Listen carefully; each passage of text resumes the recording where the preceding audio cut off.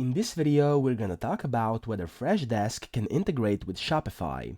So, if you've got the question, does Freshdesk integrate with Shopify? The quick and easy answer is yes, it does, and it's amazing, okay? You can see it on their website over here. I opened this up for you. It says you can build better customer relationships with Freshdesk and Shopify, so with their integration. Now, over here, as you can see, it says, how does the Freshdesk Shopify integration help with your e-commerce store?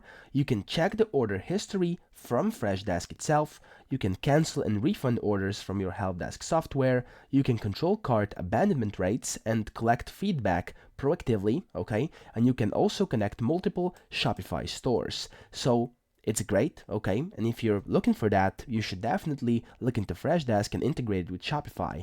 You can do this by simply going to Google and typing in Shopify integration. So as you can see over here is this website. You can type in Freshdesk integrate with Shopify. So Freshdesk integrate with Shopify. And then once you've done that, as you can see, it says Freshdesk Shopify integration over here.